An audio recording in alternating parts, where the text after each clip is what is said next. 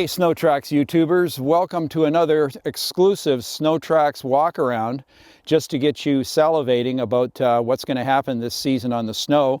We've got the brand new electronic power steering equipped Thundercat to look at today, and we're going to give it a quick overview and a quick walk around.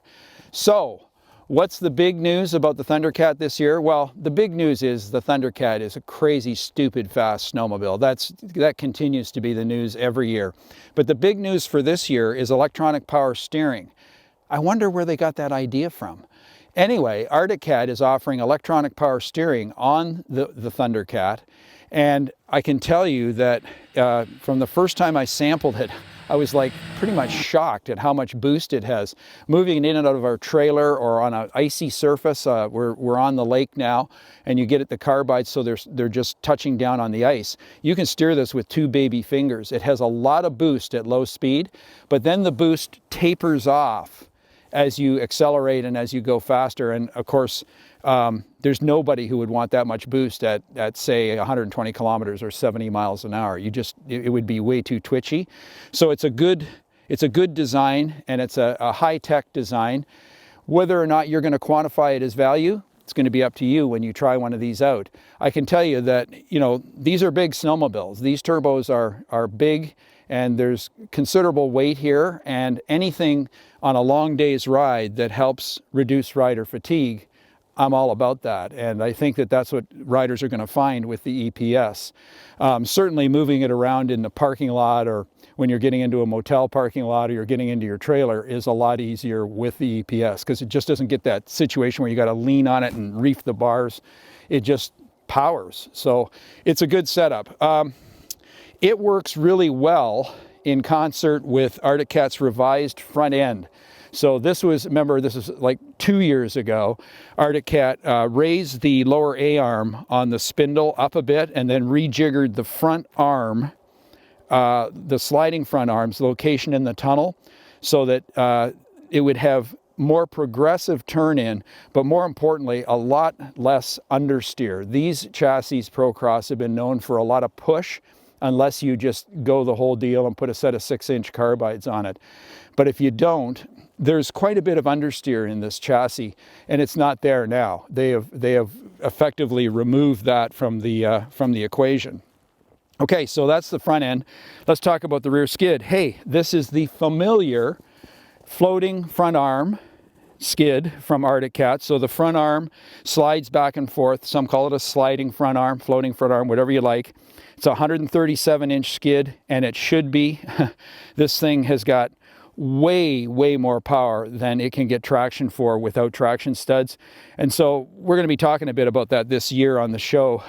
The truth of the matter is that from, say, 0 to 100 kilometers or 0 to 60 miles an hour, you cannot control the track spin without traction studs. You need to put them in this sled and invest heavily in them.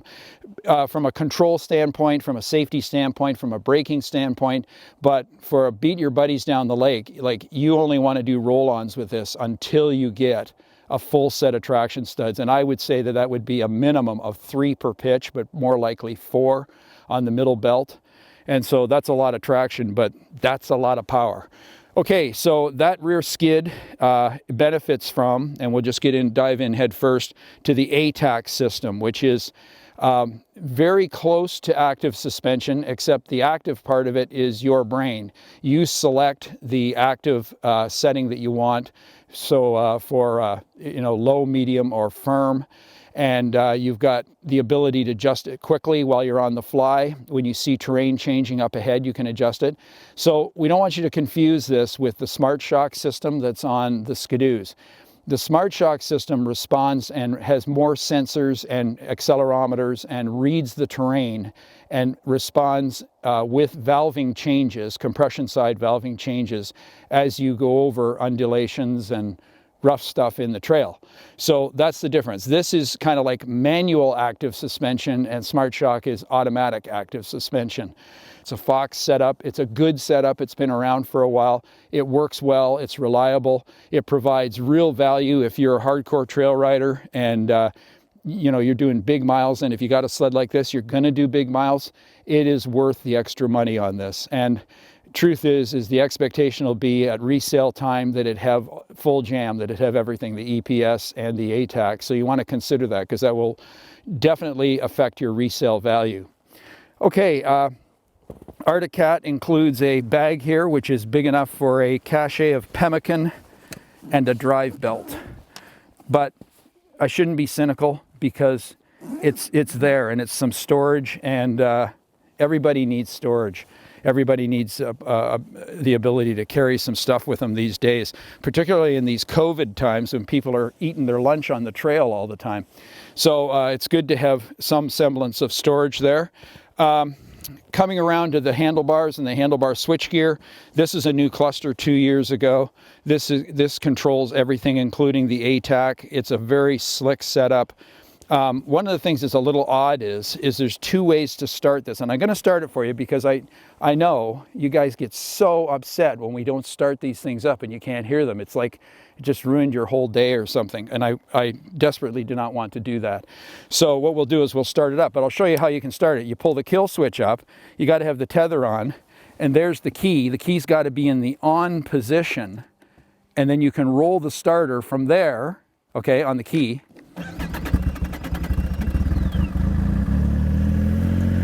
Been started and stopped too many times. You need to warm these things up and let them idle. So you can get the same deal with this button here. You can start it, and this is the reverse button. So here's reverse, and of course, because it's a 4-stroke, you know that reverse is a mechanical reverse. You can't make a 4-stroke run backwards. Well, you can, but it doesn't last for very long. So it sounds pretty civil. Actually, it sounds a lot like a 1049.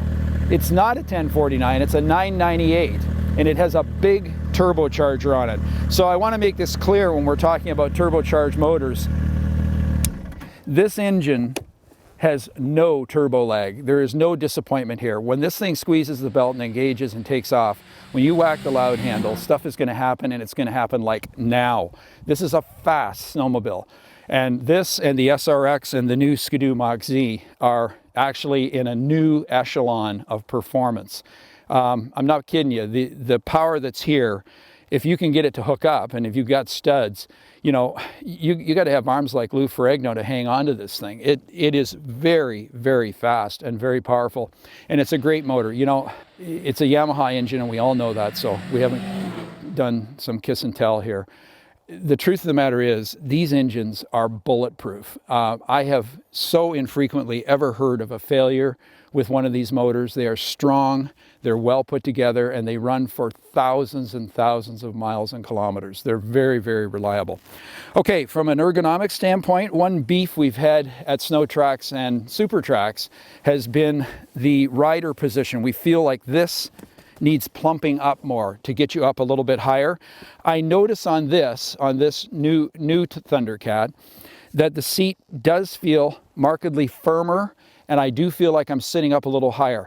Having said that, I think there's still work to be done there. I think they could still make that seat just a little bit better. You see how far it drops off from here to here. It would be nicer if it was full flat top like the Ski-Doo, and Polaris started that whole flat top thing, and it was flat right forward. But this is an updated body design, a second-gen body design for the Procross chassis.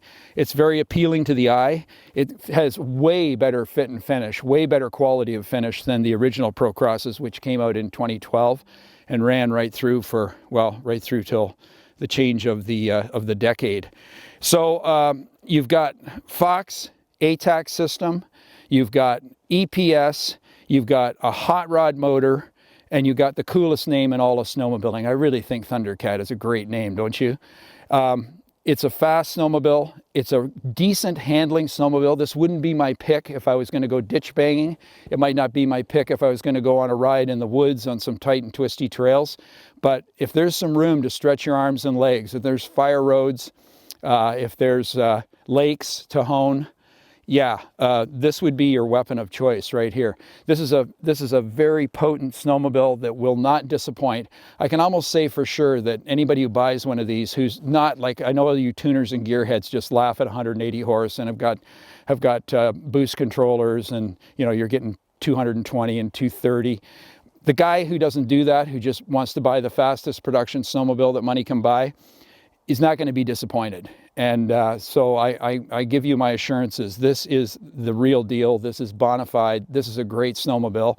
And I think that's pretty much everything I can tell you about it in the short term. We'll have a full test on it in an upcoming episode of SnowTrax Television. So thanks for your time. Thanks for listening. And the thing that comes up on the screen about liking it, will you do that? Will you click the button and like it for me as well? Because, like, I'm such a nice guy, right? Okay, great stuff. Thanks a lot. See you all again on SnowTrax.